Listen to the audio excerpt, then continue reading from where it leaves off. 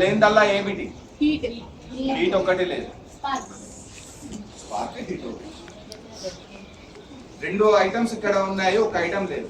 ఆ ఒక్కటి కూడా ఐటమ్ మిక్స్ అయితే ఫైర్ అనేది జనరేట్ అవుతుంది. ఓకేనా? దీంట్లో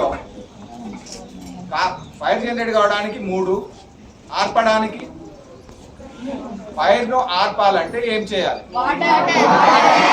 వాటర్ అని చెప్పారు, కూలింగ్ మెథడ్. ఎక్కడ పోయినా ఎక్స్టింగ్విషర్స్ పైన అయితే ఇప్పుడు ఇక్కడ మీ దగ్గర ఉన్న ఈ ఎక్స్టింగ్విషర్స్లలో ఏబిసి అని మాత్రం చిన్నగా ఇచ్చాడు. కొన్ని సందర్భాలలో ఈ సింబల్స్ ఉన్నాయి కదా ఇక్కడ, హౌ టు యూజ్ అనేది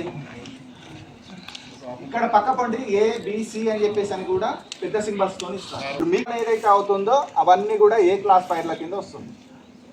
బి క్లాస్ వచ్చేసి లిక్విడ్. రైట్, లిక్విడ్ ఏదైనా సరే, water, fuel, any kind of liquid, అవన్నీ కూడా బి క్లాస్ కింద వస్తుంది. సి వచ్చేసి గ్యాసెస్, తర్వాత డి మెటల్ ఫైర్స్ కింద వస్తాయి. కార్బన్ ఏదైతే అవుతుందో అదంతా కూడా ఏ క్లాస్ కింద వస్తాయి. అది వుడ్ కావచ్చు, క్లాత్ కావచ్చు, ఏదైనా సరే. సాలిడ్ అని చెప్పేసి అంటే అర్థం చేసుకోండి. గ్యాస్ వస్తుంది, పెట్రోల్ వస్తుంది, డీజిల్ వస్తుంది, కిరోసిన్ వస్తుంది, ఇంకా ఏదైనా సరే. సి వచ్చేసి గ్యాసెస్, ఎల్పిజి, గోబర్ గ్యాస్, ఎల్పిజికి సంబంధించిన అన్ని కూడా సి క్లాస్. డి వచ్చేసి మెటల్.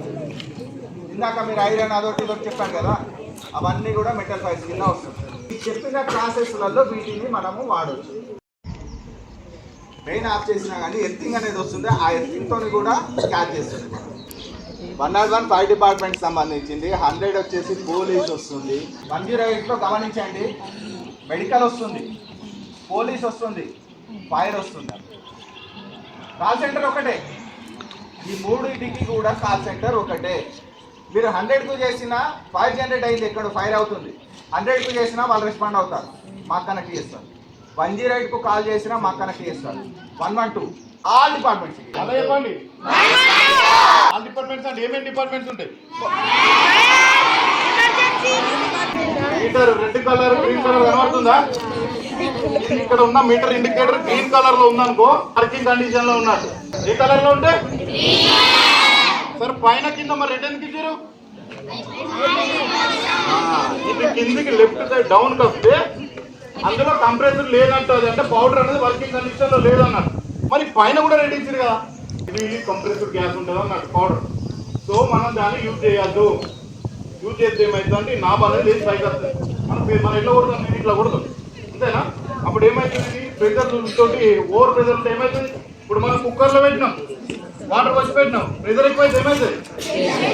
ఇట్లా అనుకుంటే ఇది కూడా రెడ్ కలర్ ఏంటిది ప్రెషర్ తోటి ఉన్నది. సో మనం దాన్ని యూజ్ ఇట్లా అనుకుంటే ఏమైతే అప్పుడు లేదు ఏమని కట్టాలి, మన బేస్ కొట్టి ప్రమాదం జరుగుతుంది. ఇంకా సమాధానం వర్కింగ్ ఇక లేదు. సేఫ్టీ ఇట్లా పెట్టి ఇలా చేయాలి. సేఫ్టీ అలాగైతా ఇదిన్న తర్వాత నెక్స్ట్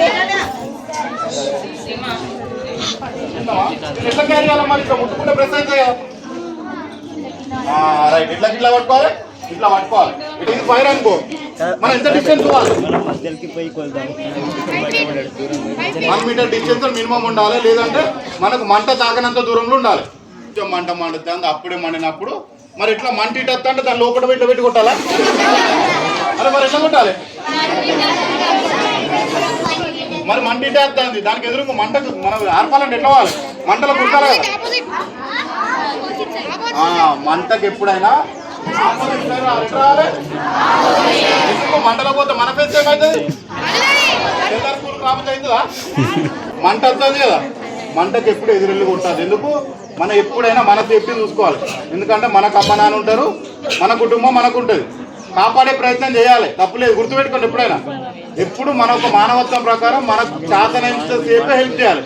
కానీ నీ ప్రాణానికి ఇబ్బంది వచ్చినప్పుడు మాత్రం నువ్వు సేఫ్టీ చూసుకుంటేనే అడుగులేయాలి. అర్థమైందా? ఉంది కదా, రైట్ హ్యాండ్ ఇట్లా పట్టుకొని ఇట్లా కొంచెం ప్రెస్ చేసినా ఈ పౌడర్ వస్తుంది. మరి ఎట్లా ఇక్కడ పడిపోతాం? పైపు పెడితే ప్రెజర్ తోటి వస్తే మినిమం ఆ డిస్టెన్స్ దాకా పోతుంది. ఒకవేళ ఫైర్ జరిగినప్పుడు మనం ఇలా మెదలాలి. ఫైర్ అయింది, ఫైర్ అయినప్పుడు మీరు సినిమా థియేటర్లో ఉన్నారు, లేకపోతే ఏదైనా షోరూమ్స్కి వెళ్ళారు, మల్టీప్లెక్స్కి వెళ్ళారు, కమర్షియల్ బిల్డింగ్స్ ఏమన్నా ఉన్నాయి, దాంట్లో ఏం చేయాలి? ఫైర్ అయింది, ఫైర్ తో పాటు ఏమొస్తుంది? స్మోక్. ఆ స్మోక్ లో మీరు సర్వైవ్ అవుతారా? బ్రీతింగ్ తీసుకోగలుగుతారా? తీసుకోలేం కదా. మరి అప్పుడు ఏం చేయాలి? గ్యాస్ బరువుగా ఉంటుంది కాబట్టి గ్రౌండ్ లెవెల్లో ఉంటుంది.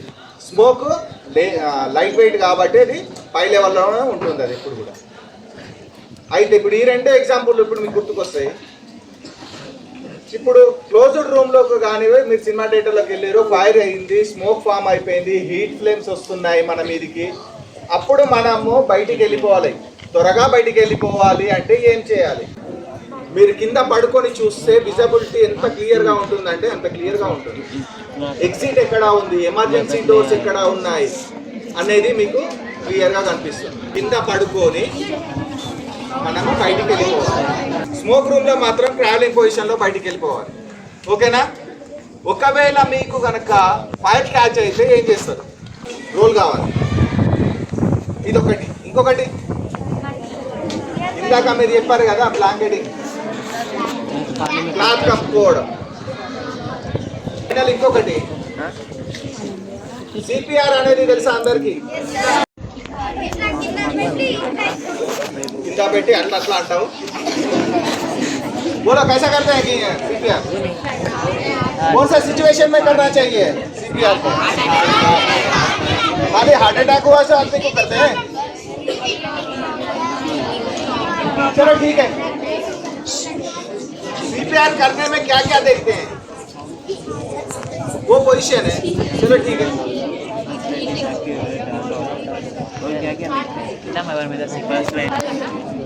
क्या देखते हैं पहले? పల్స్ చెక్ చేస్తారు. ఓకే, తర్వాత చెక్ చేయాల్సినవి ఉన్నాయి. సరే, ఇప్పుడు పల్స్ ప్రెసెంట్ ఉంటే సిపిఆర్ చేస్తారా? No need. మరి ఏముంటే ఏం లేకపోతే సిపిఆర్ చేయాలి? సరే, పల్స్ ప్రెసెంటే ఉన్నాయి, పల్స్ ప్రెసెంట్ ఉన్నాయి, ఏం చేయాలి? పల్స్ ప్రెసెంट ఉన్నాయి, पल्स एक्टिवेट है, तो क्या करना चाहिए?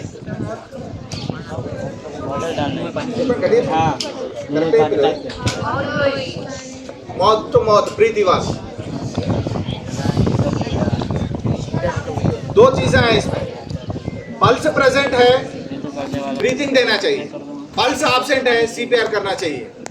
सीपीआर करने में भी पोजीशन है. हार्ट आया, चलो ठीक है, मान लेंगे हार्ट आया. अगर से हार्ट आया तो पल्स प्रेजेंट तो रहेगा ना? पल्स एक्टिवेट है कि नहीं? హార్ట్ అటాక్ వచ్చింది, పల్స్ ప్రెసెంట్ ఉన్నాయా లేవా? అయినా కదా, ప్రెసెంట్ ఉంది కదా. మరి సిపిఆర్ చేసి అక్కడ వస్తాడు కదా మళ్ళీ.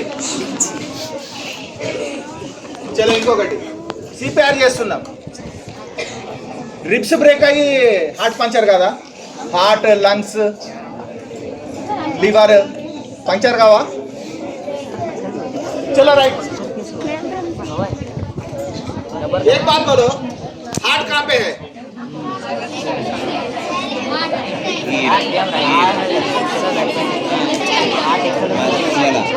सभी लोग को यही पता है, लेफ्ट साइड में हार्ट है. स्टर्नम पॉइंट, ఈ మిడిల్ చిన్నగా గుండి లాగా ఉంటుంది, చెక్ చేసుకోండి. ఇక్కడ ఇగో మిడిల్ పార్ట్. ఓకే, ఈ రెండు ఫింగర్స్ పైన, ఇది హార్ట్ పేజ్. शोल्डर लेवल లో మాత్రమే బెండ్ కావాలి. कमर बेंड होने का जरूरत नहीं है, खाली शोल्डर. घुटनों पे बैठना चाहिए. నీల్ డౌన్ కావాలి. నీల్ డౌన్ అయిన తర్వాత నేను చెప్పాను కదా, స్టర్నమ్ పాయింట్, రెండు ఫింగర్స్ పైన ఇక్కడ వస్తుంది మాస్టర్ హ్యాండ్, ఆడ పెట్టేసి పుషప్స్ అనేది ఇవ్వాలి. ఈ పుషప్స్ లో కూడా షోల్డర్ స్ట్రైట్ ఉండాలి, హ్యాండ్స్ అనేది ఫోల్డ్ కాకూడదు. ఓకే, ఇది ఇచ్చామా, ఇంతే పుషప్ అనేది ఇవ్వాలి. అది పల్స్ ఆబ్సెంట్ అయినప్పుడు మాత్రమే. రైటా? ఎన్ని పుషప్స్ ఇవ్వాలి గుర్తుంచుకోండి, 30 పుషప్స్. 30 పుషప్స్ కూడా కౌంటింగ్ అనేది ఉండాలి. ఆ పుషప్స్ లో 30 పుషప్స్ అని చెప్పాం కదా, కౌంట్ ఇస్తూనే ఉండాలి, 2 బ్రీత్లు ఇవ్వాలి. ఎన్ని పుషప్లు ఇవ్వాలి? 30 పుషప్స్ ఇవ్వాలి, 2 బ్రీత్స్ ఇవ్వాలి. మళ్ళీ దెన్ కౌంటింగ్ స్టార్ట్. అన్కాన్షియస్ అయి పడిపోయిన తర్వాత 6 నిమిషాలు గోల్డెన్ పీరియడ్, 4 మినిట్స్. మనిషిని బయటికి తీసుకురావాలి. పల్స్ అబ్సెంట్ అయితే ఏం చేయాలి? సిపిఆర్ చేయాలి. పల్స్ ప్రెసెంట్ ఉంటే బ్రీతింగ్స్ అనేది ఇచ్చుకుంటా ఉండాలి. Golden period 6 minutes. 6 మినిట్స్లలో నువ్వు సిపిఆర్ చేస్తానే ఉండాలి. ఫస్ట్ 2 నిమిషాలు అన్కాన్షియస్ అయినాక 2 నిమిషాలకు బ్రెయిన్ డెడ్ అయిపోతుంది. బ్రెయిన్ డెడ్ అయినాక మళ్ళీ 4 నిమిషాలు ఉంటాయి చూసారా, దాంతో మనిషి కొలాప్స్. ఈ పీరియడ్ లోనే 6 మినిట్స్ లోనే మనం చేయాల్సిన కార్యక్రమాలన్నీ చేయాలి. సిపిఆర్ చేయాలి, బ్రీతింగ్ ఇవ్వాలి, ఇస్తూనే ఉండాలి.